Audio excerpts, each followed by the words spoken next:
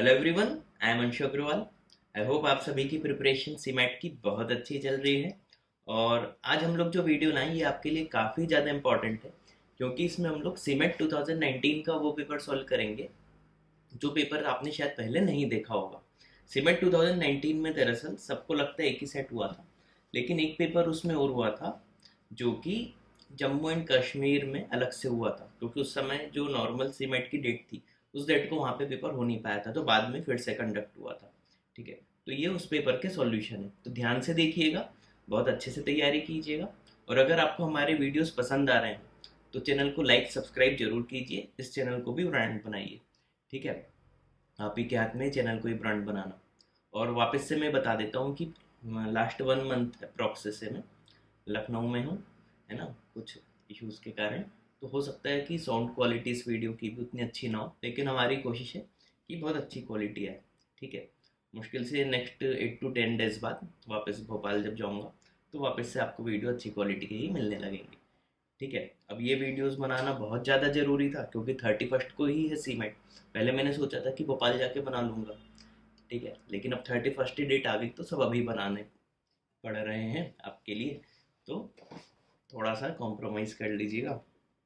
और हाँ, किसी को कोई भी कोर्स परचेस करना हो तो डिस्क्रिप्शन पे लिंक दी हुई है, आप जाके परचेस कर सकते हैं।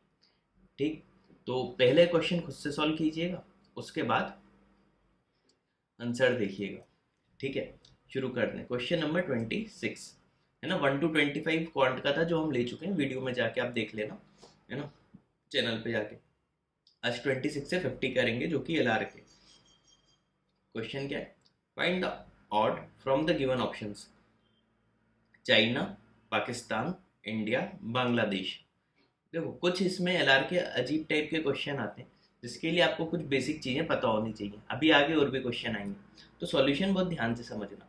ठीक है, देखो, जितनी भी बाकी कंट्रीज हैं चाइना को छोड़ के, है ना, डेमोक्रेटिक है ना, चुनाव होते हैं, है ना, PM, प्रेसिडेंट, PM सब में होते हैं, है ना, चाहे इंडिया हो, पाकिस्तान हो, बांग्लादेश हो, है ना। तो लेकिन चाइना क्या है, कम्युनिस्ट। ठीक है, तो एक ही ऑप्शन अगर ऑड वन आउट देखना है तो बाकी 3 कंट्री क्या है, डेमोक्रेटिक हैं, ये कम्युनिस्ट है, तो ऑप्शन क्या हो जाएगा, ए। ठीक, अगला देखो, पैट, पेन, पिन, पॉट, सब के इनिशियल में P आ रहा है। अब AEIO, अगला U आना चाहिए। ठीक है, अगली तो फिर नेक्स्ट जो भी वो स्पेलिंग बनाई गई है, वैसे भी अगर आप चारों ऑप्शन देखो तो PU में एक ही दिख रहा है, तो PUT पुट, है ना, कोई अच्छा सा वर्ड जो बन सकता हो, ऐसा नहीं कि कुछ भी बना दिया। ये तो TNNT, इन सब पे ध्यान मत देना, इससे इन्होंने सबको एक मीनिंगफुल वर्ड बनाया है। ठीक है, अगला क्वेश्चन नंबर 28 डेटा सफिशिएंसी का है। इसमें क्या करते हैं, हम दोनों ऑप्शन देखते हैं, कुछ भी जो क्वेश्चन पूछा जाए। जैसे इसमें क्वेश्चन क्या पूछा है, what is the price of mango पर केजी। इसमें ध्यान रखना, हमें मैंगो का प्राइस पर केजी नहीं निकालना है, हमें सिर्फ ये बताना है कि हम स्टेटमेंट 1 से बता सकते हैं या 2 से बता सकते हैं, या दोनों का यूज़ करके बता सकते हैं, या दोनों का यूज़ करके ही नहीं बता सकते। ठीक है, तो देखो क्या लिखा, 10 kg मैंगो, इन्हें 10 kg mango plus 2 dozen of orange. तो 2 डजन ऑफ ऑरेंज को मैं वाई ले लेता हूँ, ये 252 रुपीज़ के हैं। ठीक है, इससे तो देखो मैं पर केजी मैंगो बता नहीं सकता हूँ, तो पहले से तो मैं इंडिविजुअल नहीं बता सकता। Second, 2 kg of mango, 2 kg of mango could be bought in the exchange of 1 dozen of orange, यानी 1 y। तो y is equal to 2m, अकेले इससे भी कुछ नहीं बता सकता, है ना, तो इंडिविजुअल 1 और 2 तो सफिशिएंट नहीं है आंसर है, लेकिन मैं इन दोनों का यूज कर दूँ तो y is equal to 2m पता चल गया। तो इसको इक्वेशन 1 में पुट कर दूँ तो 10m plus 2m into 2 4m, यानी 14m इज इक्वल टू 240 52। यहाँ से मैंगो पर केजी पता चल जाएगा, है ना, सॉल्व करने की इच्छा हो तो कर लो। तो दोनों का यूज करके मैं पर केजी का प्राइस बता सकता हूँ, तो दोनों का यूज, आंसर क्या हो जाएगा, सी, है ना। ऑप्शन सी चूज कब करना था, जब दोनों का यूज करके हम बता पाए। ये उम्मीद है ये भी समझ में आ गया होगा। अगला क्वेश्चन नंबर 29, प्लस का मीन्स। ठीक है, पहले आप क्या किया करो, ये लिख लो नंबर्स पूरे, 25, 9, 4, 3। अब साइन देखो, 20, ये प्लस साइन का मतलब क्या है, इसमें डिवाइडेड बाय लगा दो। फिर डिवाइड का मतलब क्या है, मीन्स प्लस। फिर माइनस साइन का मतलब क्या, माइनस साइन मीन्स मल्टीप्लाई, और मल्टीप्लाई का मतलब क्या है, क्रॉस मीन्स माइनस। अब सॉल्व कर लो। सॉल्व करते समय एक चीज हमेशा ध्यान रखना, जल्दबाजी में मत करना, बॉडमास रूल से ही करना, नहीं तो आप अलग अलग आंसर ले आओगे। बॉडमास क्या होता है, bracket of division, multiplication, addition, subtraction. ठीक है, तो सबसे पहले इसके हिसाब से ब्रैकेट और ऑफ तो है ही नहीं, सबसे पहले डिवीजन को सॉल्व करो। तो 20/5 क्या हो जाएगा, 4, प्लस इसके बाद मल्टीप्लीकेशन, तो 9 4 ज़ा 36 माइनस 3। अब एडिशन, तो 36 + 4 40 माइनस 3 37, ऑप्शन बी। ठीक है, बॉड मास से ही सॉल्व करो, मन से कुछ भी मत कर देना, नहीं तो गलत करोगे। अब देखो क्वेश्चन नंबर 30, 5 = 11, 2 = 5। अच्छा, 5 × 2 + 1 हो रहा है, इंटू 2 + 1 कर दो, तो 5 2 ज़ा 10 + 1 11, 2 2 ज़ा 4 + 1 5, तो 8 का क्या हो जाएगा, 8 2 ज़ा 16 + 1 17, आंसर क्या होगा 17। क्लियर है। अगला, अब देखो ये कोडिंग का है, इसमें ज़्यादा अगर आप दिमाग ना लगाओ, इसमें सबसे अच्छा है ऑप्शन से। इसमें देखो आखिरी के सिर्फ दो पे ध्यान दे दो, रिवर्स में लिख दिया आर यू, इसमें भी यू आर था, रिवर्स में आर यू। अब देखो कैंडिडेट है, आखिरी के दो क्या है, टीई, तो शुरुआत किससे होगी, ईटी से। ईटी एक ही ऑप्शन में दिख रहा था, तो बाकी दिमाग लगाने की जरूरत ही नहीं है। इस तरीके से क्वेश्चन को जल्दी जल्दी सॉल्व किए जाते हैं। ठीक है, अगला, A is daughter of B, B की डॉटर कौन है, ए, इन्हें ए फीमेल है कंफर्म है, अभी बी के बारे में नहीं पता। C sister of A, C sister of A इधर बगल में लिख दो, फीमेल होगी C B. B is daughter of D, अच्छा बी भी डॉटर है इन्हें, बी फीमेल हो गई। How C related to D, अच्छा सी का डी से देखें तो ग्रैंड डॉटर होंगी, है ना। अब डी का भले ही नहीं पता मेल की फीमेल, लेकिन सी तो डी की ग्रैंड डॉटर ही होगी, तो ग्रैंड डॉटर, ऑप्शन ए। ठीक है, अगर ऐसा पूछा जाता how is D related to C, तो answer can not be determined हो जाता, जो कि ऑप्शन में ही नहीं है ना, क्योंकि डी जो है वो ग्रैंड डॉटर भी हो सकती, ग्रैंड मदर भी हो सकती थी, ग्रैंड फादर भी हो सकते थे। ठीक है, तो ये सब छोटी छोटी चीज़ों का ध्यान रखना। अगला एनालॉजी का क्वेश्चन है, एनालॉजी मीन्स थोड़ी सी आपको वोकैब आनी चाहिए। ब्रीज, साइक्लोन, ड्रिजल, ड्रिजल मतलब रिमझिम टाइप का, इसका डाउनपॉर, है ना, तेज एकदम बारिश। ठीक है, अगला, ये तो वोकैब के क्वेश्चन है। In a certain language he is good, इसको कोड कैसे कर रहे हैं, फा सो लो। ठीक है, शी इज गुड, फा सो ला, तो फा सो तो इज गुड का हो गया। अब इसमें शी है, फा सो कॉमन है, इसमें ला हो जाएगा, और ही का कोड क्या हो जाएगा, लो। ही का कोड क्या हो जाएगा, ही का पूछा, लो लो ये ले लो। ठीक है, ऑप्शन ए। ठीक है, इजी था। अगला, ऑड बनाओ फिर से, stem, leaf, flower, rain. Rain अलग ही दिख रहा है, साफ समझ में आ रहा है, आंसर क्या हो जाएगा, रेन। ठीक है, अगला, स्पेयर, क्लियर, इसमें देखना कुछ चेक कर लिया करो, जैसे दोनों में कॉमन क्या, जैसे स्पेयर और क्लियर में आर जैसे दिख रहा है, ए दिख रहा है, ए का कोड थर्ड में देखो तो 8 है, इधर ए है सेकंड लास्ट में, सेकंड लास्ट में भी 8 है ना। आर का चेक करते हैं, सेकंड लास्ट है 4, इधर आर है आखिरी में 4, मतलब उसी हिसाब से कोडिंग की गई है। अब आपको ज़्यादा दिक्कत नहीं है, इसमें अब जो पूछा वो था फिफ्थ डिजिट, यानी 1 2 3 4 5, पी का पूछा है, पी का देख लो किस में था, एस पी स्पेयर में था, तो पी सेकंड है, सेकंड पे है 0, तो पी का कोड क्या हो जाएगा, 0, ऑप्शन बी। इजी था ये भी, सब आसान आसान ही है। क्वेश्चन नंबर 37, एक फोटो को देखकर, ये ब्लड रिलेशन के, a photo of a man was showed to Abhijit. He reacted as follows.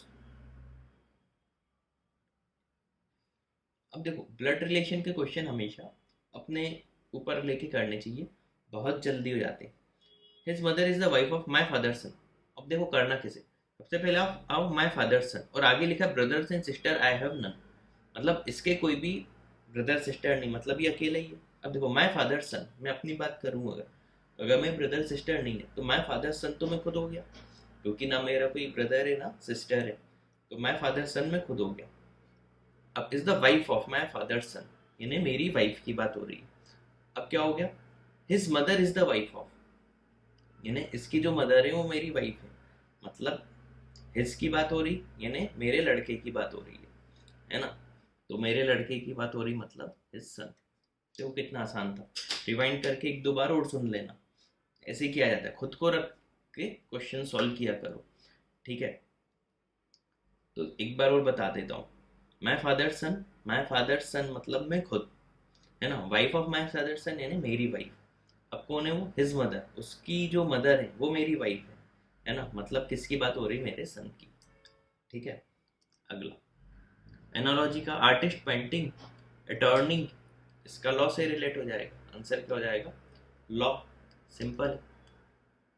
अगला 39, सबसे पहले आई जे के, फिर आई जे को ऐसे ही रहने दिया, के की वैल्यू एक बढ़ा दी, फिर आई के को रहने दिया, जे की वैल्यू बढ़ा दी, अगले में जे के को रहने देंगे, आई की वैल्यू बढ़ा देंगे, ये हो जाएगा। फिर अगले में फिर से के की बढ़ा दी, आई जे को रहने दिया। समझ गए होगे सीरीज, ऑप्शन सी। अगला अगर पूछते तो क्या लिखते हम लोग, I2 J3 K3, इसके बाद पूछते तो I3 J3 K3, ऐसे सीरीज चलते जाती, ठीक है। अगला 40 सिलोजिज्म का है, ऑप्शन से ही करो। सबसे पहले ए बी ई, ए क्या है, no father is a teacher, no father teacher अलग अलग बना लो। बी क्या है, some teacher like to work, ये father teacher, some teacher like to work, ये हो गया वर्क। ई क्या है, सम टीचर आर मैन, इसका तो कोई मतलब ही नहीं, मतलब ए ऑप्शन नहीं हो सकता, ठीक है। Choose the set, third statement logically follows the first two, है ना, ऐसे करना है। तो शुरू के दो जो हम लेंगे, थर्ड कंक्लूजन होना चाहिए। अब C E, second option C, no man is a fruit, ये मैन, ये फ्रूट। अब ई, सम टीचर्स मैन, ये some teachers man, C E. D, some fruit are teachers, इससे भी कोई लॉजिकल नहीं निकल रहा, इसको भी हटा दो। अब C option F E B, F क्या है, all man like to work, ये all man like to work, ये मैन, ये work.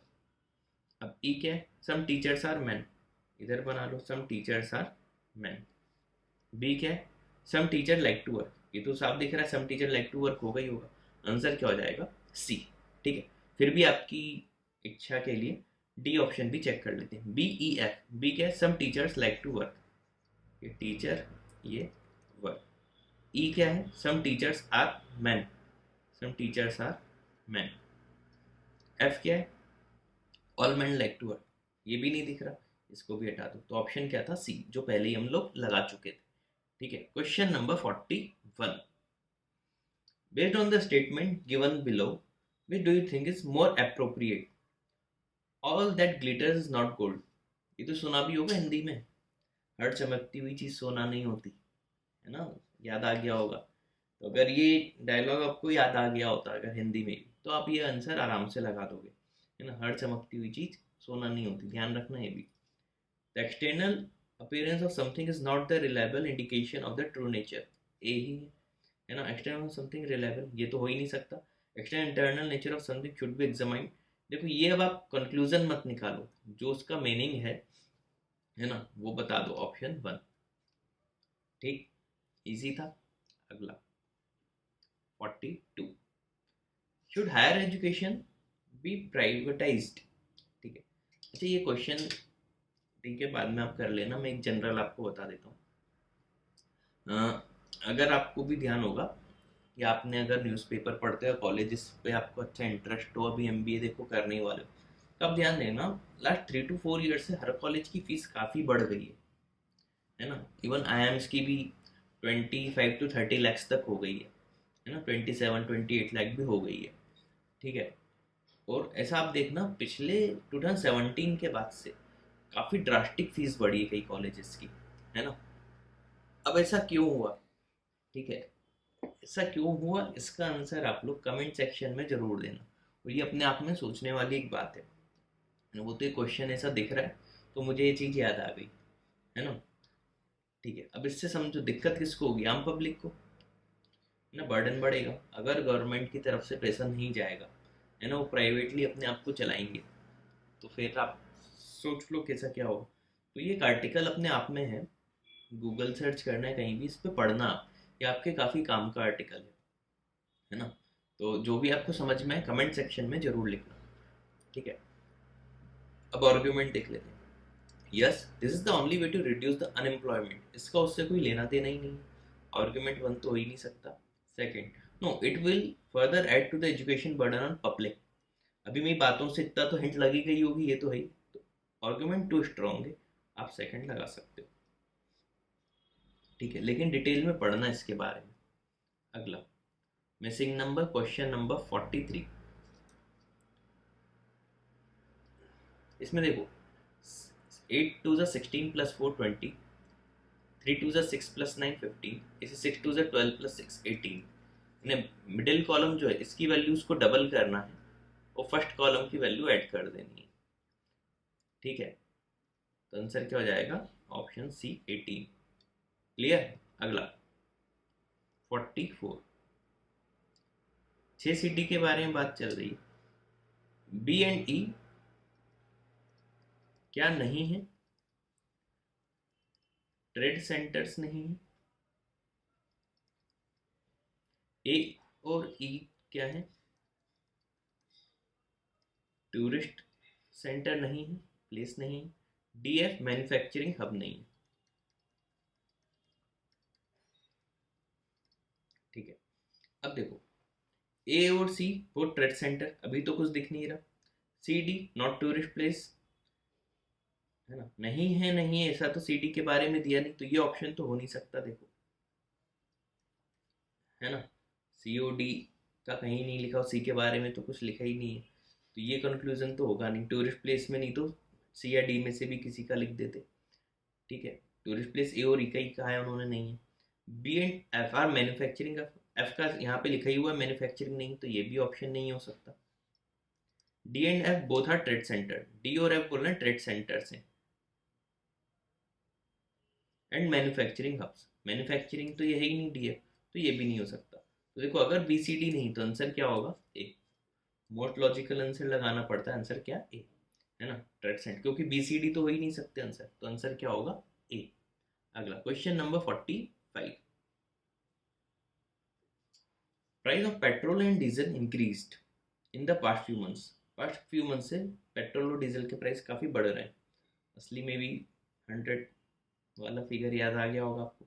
B, crude oil producing countries reduce the production of crude oil, है ना। तो सीधी बात है, अगर हमें कॉज और इफेक्ट बताना है तो कॉज भी ही होगा, क्योंकि इन्होंने प्रोडक्शन अगर कम कर दिया होगा, इसके इफेक्ट क्या हो रहा होगा कि पेट्रोल और डीजल का प्राइस बढ़ रहा होगा, है ना। बाकी कंट्रीज में जब सप्लाई कम हो जाएगी तो ऑटोमेटिक प्राइस बढ़ जाएगा, है ना। तो आंसर क्या होगा, B is cause, A is effect, option B. Clear. Ink, pen, blood vein, simple है। Question number 47। In stage programme organise had to accommodate 4 guest हैं, G1 G2 G3 G4, 3 members of the organisation committee, in total 7 है, 1 2 3 4 5 6 7। The committee decided that O3 will be sitting at such a way that equal number of people are present either side of him. तो O3 आप इधर ले आओ, है ना, इधर भी बराबर इधर भी इक्वल हो जाएंगे। No guest shall be made to sit at extreme ends, guest इन्हें G1 से G4 जो है एक्सट्रीम एंड पे नहीं आएंगे, मतलब एक्सट्रीम एंड पे अब O1 O2 ही बचे, है ना। O1 इधर आएगा तो O2 कोने में, इधर O1 इधर तो O2 इधर, O2 इधर तो O1 इधर, उधर उधर, ठीक है। अगला G1 shall sit immediately left of G3. G3 के immediately left में कौन होगा? G1.